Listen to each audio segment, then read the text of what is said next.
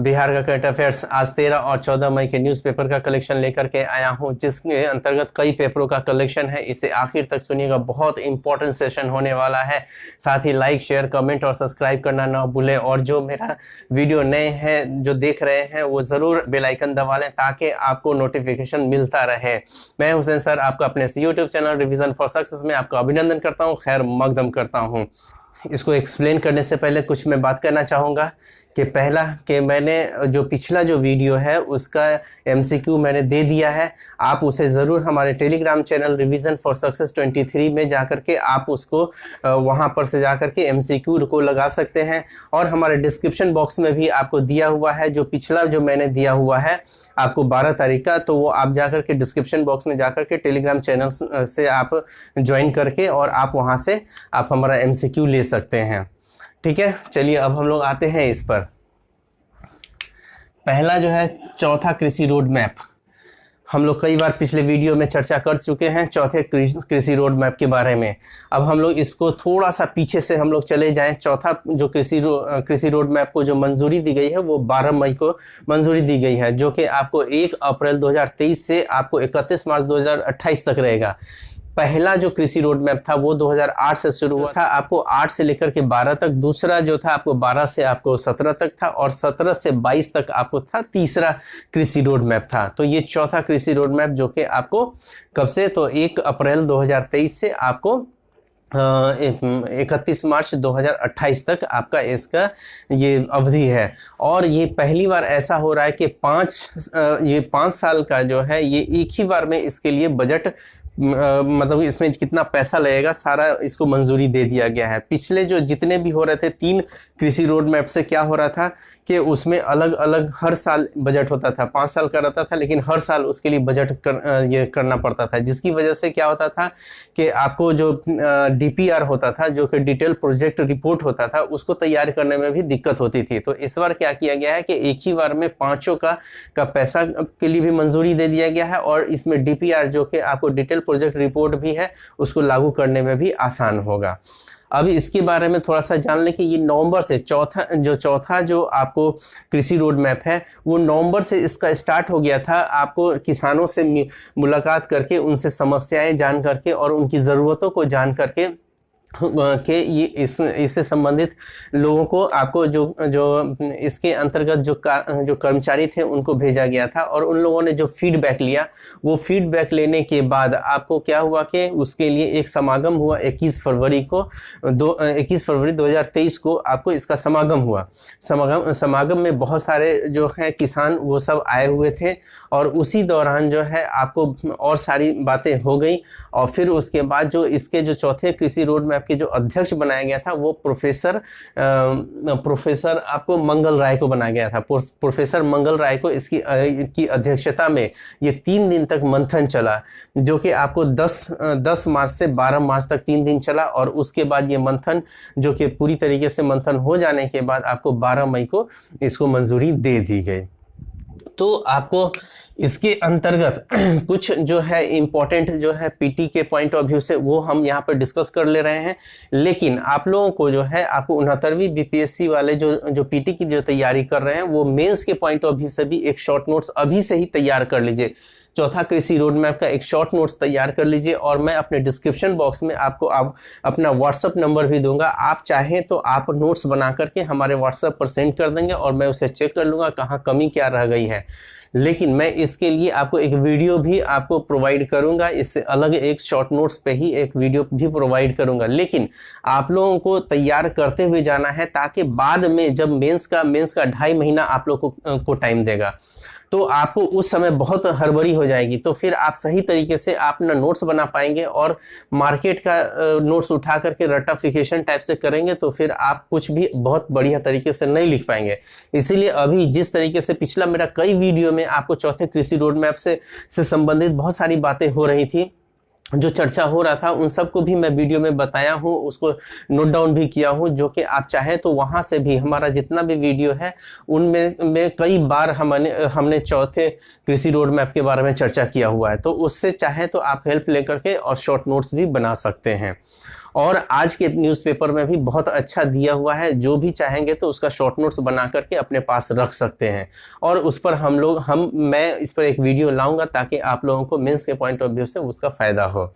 चलिए, इसके अंतर्गत क्या है, तो किसानों की आमदनी बढ़ाने पर मुख्य जोर दिया गया है। इस बार जो है आपको किसानों की आमदनी बढ़ाने पर जोर दिया। वैसे तो चौथे कृषि रोड मैप में जो है आपको कृषि क्षेत्र के सर्वांगीण विकास के लिए इस पर काम होगा। मतलब कि हर क्षेत्र में कृषि क्षेत्र से संबंधित चाहे किसान के आमदनी के लिए हो या बीज से संबंधित हो, चाहे आपको कोई उपकरण से संबंधित हो, तो वो सारी चीज़, चाहे बिजली से संबंधित हो, चाहे ऊर्जा से संबंधित, मतलब कोई भी चीज़ के लिए सारे चीज़ों को इसमें डाला गया है। और साथ ही साथ तकनीक का इस्तेमाल, जैसे ड्रोन का इस्तेमाल करना, तो ये सब सारी चीज़ें जो है इसके अंतर्गत रखी गई है, ताकि आपको, जैसे जलवायु परिवर्तन हो रहा है, तो जलवायु परिवर्तन में किस तरह की परिस्थितियां आती हैं और किसान कैसे उसे जूझते हुए दिखते हैं, तो उससे निजात पाने के लिए भी कृषि रोड मैप में वो तरीका ये किया गया है, ताकि किसानों को फायदा हो सके। साथ ही साथ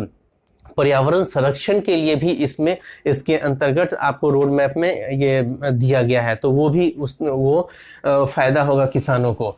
तो आप आज ये दूसरा पॉइंट है कि बीज उत्पादन में आत्मनिर्भरता पर भी मुख्य फोकस किया गया है। बीज उत्पादन में आत्मनिर्भरता होने के लिए उस पर भी फोकस किया गया है चौथे कृषि रोड मैप में।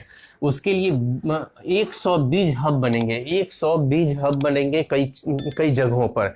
टोटल मिलाकर 100 बीज हब बनेंगे, ताकि आपको आत्मनिर्भर बन सके बीज के मामले में। ठीक है। और दूसरा है कि 20 जगहों पर मोटे अनाज का क्लस्टर के रूप में विकसित किया जाएगा। तो आपको 20 जगहों पे मोटे अनाज। अब मोटे अनाज का क्लस्टर देखिए, चौथे कृषि रोड मैप को कैसे साइंटिफिक तरीके से इसके अंतर्गत बहुत सारी बातों को रखा गया है। मोटे अनाज जान रहे हैं, आपके अंतर्राष्ट्रीय जो संयुक्त राष्ट्र संघ है उसका जो अंतर्राष्ट्रीय वर्ष जो मनाया जा रहा है, millets international year of millets, यानी कि मोटे अनाज का वर्ष, अंतर्राष्ट्रीय दिवस मनाया जा रहा है। तो उस चीज़ों को भी ध्यान में रखा गया है। और भारत सरकार के प्रयास से ही मोटे अनाज को अंतर्राष्ट्रीय वर्ष घोषित किया गया है। और यहाँ बिहार सरकार भी देखिए कैसे कर रही है। तो 20 जगहों पर मोटे अनाज का जो आपको क्या करेगा, तो उसका क्लस्टर के रूप में विकसित किया जाएगा। तो मोस्ट इंपॉर्टेंट है ये भी चीज। जब टफ क्वेश्चन पीटी पे बनाना होगा आपको 69वीं बीपीएससी वालों के लिए, तो फिर इस तरीके का बनेगा। और साथ ही साथ आपको ये जो मेरा कलेक्शन है, आपको जैसे बीपीएससी जैसे टीचर्स की बहाली जो लेकर के आई है, उसके लिए भी इंपॉर्टेंट है। उसमें भी जनरल अवेयरनेस का आपको एक ये सिलेबस में डाला हुआ है। तो आपको चाहे वो बिहार करंट हो या नेशनल हो, इंटरनेशनल हो, उन सब उनके मतलब कि वो बिहार के करंट के लिए भी, उनके लिए भी फायदा है, और दरोगा वाले के लिए भी इसमें फायदा है। यानी कि सब कोई आप लोग इसको वॉच करें। और जो 69वीं बीपीएससी वाले हैं, आप अपने दोस्तों को भी, जो चाहे टीचर्स बहाली का एग्जाम की तैयारी कर रहे हो या दरोगा का, उन सबको ये शेयर जरूर करें और लाइक भी करते रहें।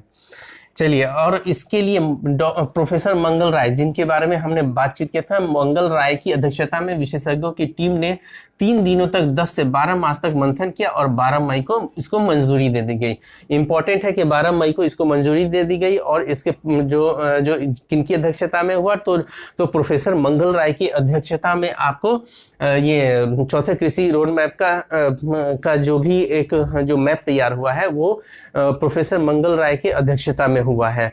फिर उसके बाद ये 1 अप्रैल 2023 से 31 मार्च 2028 तक इसका जो अवधि रहेगा, 5 वर्ष का अवधि रहेगा। और ये इस अवधि के लिए पूरे का बजट भी को भी मंजूरी मिल गया है, ताकि इसमें हर साल न करना पड़े। और इसमें बहुत सारी बातें और भी हैं जो कि हम लोग मेंस के पॉइंट ऑफ व्यू से या एमसीक्यू जो हम बना करके देते हैं आपको, उसके जरिए भी हम आपको उसको क्वेश्चन को हम दे देंगे। ठीक है। तो ये कुल मिलाकर के जो है कृषि रोड मैप बहुत इंपॉर्टेंट, मोस्ट इंपॉर्टेंट पीटी भी और मेंस के लिए भी है।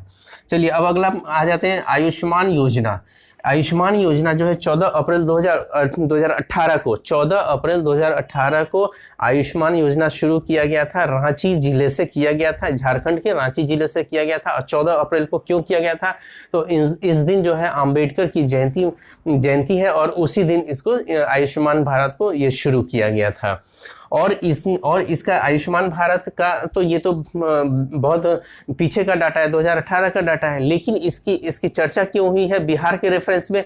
तो बिहार के रेफरेंस में चर्चा होने का कारण है कि आयुष्मान भारत के तहत आपको जैसे जो अस्पतालें जो है, जो उसका एक ये है नॉर्म्स है, उस नॉर्म्स के अंतर्गत कई अस्पतालें आता है जो उनका जो सूची बनाया गया है और जो उनका नियम है, नियम के तहत जो अस्पताल आते हैं तो उनको उसमें सूचीबद्ध किया जाता है। लेकिन बिहार के 3 जिले ऐसे हैं जिसका जो है कोई क्राइटेरिया फुलफिल किया है। आपको आयुष्मान भारत का जो क्राइटेरिया है उस क्राइटेरिया को कोई भी अस्पताल फुलफिल नहीं किया है, जिसकी वजह से मतलब कि आपको वो कौन कौन सा जिला है? तो अरवल है, जहानाबाद है और आपको शेखपुरा। ये 3 जिला जो है, इन 3 जिले में कोई भी, राज्य के 3 जिले अरवल, जहानाबाद और शेखपुरा में एक भी अस्पताल आयुष्मान योजना से सूचीबद्ध नहीं है, उससे सूचीबद्ध नहीं है आयुष्मान भारत से। कौन कौन? तो अरवल, आपको जहानाबाद और आपको तीसरा हो गया आपको शेखपुरा। ठीक है, तो अरवल, जहानाबाद और शेखपुरा, ये 3 जो है ये सूचीबद्ध नहीं है। कुछ ऐसे टफ नॉर्म्स है जिसकी वजह से यहाँ के अस्पताल जो है उस नॉर्म्स को पूरा नहीं कर पा रहे हैं। तो थोड़ा सा अब जैसा कि बात हो रहा है कि उसको लिबरल बनाया जाएगा, लेकिन आपके पास क्वेश्चन आएगा तो आप अरवल और जहानाबाद और शेखपुरा को देंगे कि हाँ कि यहाँ पर अभी तक कोई भी आयुष्मान भारत से कोई भी अस्पताल सूचीबद्ध नहीं है। ठीक है, ये मोस्ट इंपॉर्टेंट है, ये भी पीटी के पॉइंट ऑफ व्यू से। और 14 अप्रैल 2018 को रांची जिले से शुरुआत हुआ, वैसे आपको पता होगा लेकिन एक बार रिवीजन हो गया। अब आते हैं, अगला पॉइंट है कि सभी ग्रामीण वार्डों में नल जल का संचालन पीएचडी करेगा। सभी ग्रामीण वार्डों में नल जल का संचालन पीएचईडी करेगा। एक्चुअल में क्या है कि ये जो नल जल हर घर नल जल का संचालन जो है ये करता था, 2 विभाग करता था, एक पंचायती राज विभाग और एक पीएचईडी, यानी कि आपको पब्लिक हेल्थ इंजीनियरिंग डिपार्टमेंट, यानी कि इसको हिंदी में कहेंगे आपको लोक स्वास्थ्य अभियंत्रण विभाग। तो इन दोनों में बटा हुआ था। ठीक है, ये जो है आपको हर घर नल का जल जो है, नल जल का संचालन जो है ये आपको बटा हुआ था। क्या किया गया? अब पूरी तरीके से वो पीएचईडी के हाथ में दे दिया गया, यानी कि लोक स्वास्थ्य अभियंत्रण विभाग को ये पूरी तरीके से दे दिया गया है। तो ये मोस्ट इंपॉर्टेंट है पीटी के पॉइंट ऑफ व्यू से कि राज्य के सभी वार्डों में हर घर नल का जल निश्चय योजना का संचालन और इसका रख रखाव अब लोक स्वास्थ्य अभियंत्रण विभाग पीएचईडी करेगा। और अगला पॉइंट है कि अभी यह कार्य पंचायती राज विभाग और पीएचडी के बीच बटा हुआ था। इन दोनों के बीच में बटा हुआ था, पंचायती राज विभाग और पीएचईडी दोनों के बीच में बटा हुआ था, जो कि अब क्या किया, पंचायती राज विभाग से उससे हटा करके पूरी तरीके से स्थानांतरित कर दिया गया आपको पीएचईडी डिपार्टमेंट, यानी कि आपको पब्लिक हेल्थ इंजीनियरिंग डिपार्टमेंट को कर दिया गया। ठीक है, तो ये भी पीटी के पॉइंट ऑफ व्यू से मोस्ट इंपॉर्टेंट है। आपको एमसीक्यू भी मिलता जाएगा, अभी एमसीक्यू नहीं बोल रहे हैं हम, लेकिन एमसीक्यू भी आपको मिलता जाएगा। सिर्फ एक बार लेक्चर सुन लीजिए और फिर उसके बाद एमसीक्यू आपको मिलेगा। कल जो है थोड़ा सा लेट से मिला है, लेकिन आज कोशिश करेंगे रात में ही आपको इसका मिल जाए। ठीक है, अगला पॉइंट है कि राजगीर का मलमास मेला। राजगीर का मलमास मेला पिछले वीडियो में भी हम लोगों ने चर्चा किया हुआ है, यहाँ पे भी एक बार फिर मेमोरी याद कर लीजिए कि राजगीर का मलमास मेला कहाँ लगता है? तो राजगीर में। ये आखिर क्यों, इसके लिए अभी क्यों यहाँ पर करंट में क्यों आ गया है? तो करंट में इसलिए चर्चा में आ गया है क्योंकि वहाँ लोग आंदोलन कर रहे हैं कि आपको इसको मलमास मेला को राष्ट्रीय स्तर पर इसका दर्जा दिया जाए। तो उसी के लिए ही राजगीर का मलमास मेला कहाँ का है? राजगीर का है, ये याद रखिएगा। मलमास मेला कहाँ का है? राजगीर का, ये याद रखिएगा। मैं कोशिश करता हूँ कि ज़्यादा से ज़्यादा चीज़ों को रिपीट करूँ ताकि आपको याद हो जाए। तो इसी बात पर लाइक ज़रूर बनता है, लाइक ज़रूर कीजिए, शेयर भी खूब कीजिए। चलिए अगला है, नालंदा के गिरियाक अंचल जलाशय सुरक्षा के लिए गंगा जल परियोजना ओपी बनाने की मंजूरी। देखिए गिरियाक अंचल जलाशय, तो इस पर जो है नालंदा के गिरियाक अंचल जलाशय सुरक्षा के लिए गंगा जल परियोजना ओपी बनाने की मंजूरी दी गई है। तो एक तो इसका क्वेश्चन जो हो सकता है कि गिरियाक अंचल जलाशय कहाँ है? तो नालंदा में है। तो उसकी सुरक्षा के लिए गंगा जल परियोजना, जो गंगा जल आपूर्ति जो योजना है, उसके अंतर्गत ही जो है आपको ये नालंदा गिरियाक अंचल जलाशय की सुरक्षा के लिए काम किया जाएगा, जिसको मंजूरी बिहार सरकार ने दिया है। ठीक है, तो ये भी पीटी के पॉइंट ऑफ व्यू से इंपॉर्टेंट होगा, एमसीक्यू आपको मिल जाएगा। अब आते हैं बिहार रजिस्ट्री संशोधित नियमावली 23 को लागू करने की अनुमति कैबिनेट ने दी, यानी कि बिहार रजिस्ट्रीकरण संशोधित नियमावली 23 को लागू करने की अनुमति कैबिनेट ने दी है। एक्चुअल में ये क्या है, बिहार रजिस्ट्रीकरण मतलब भूमि का जो रजिस्ट्रेशन होता है उसमें कई पेच आते थे, उसको एक प्लेटफॉर्म एक ऐसा फॉर्मेट बनाया गया है कि आपको अब आराम से उसको जाइए और फिर उसके बाद उसका फॉर्मेट निकलवा लीजिए, प्रिंट आउट निकलवा लीजिए और उसको भर करके आप उसको रजिस्ट्री डिपार्टमेंट में वो दे दीजिए।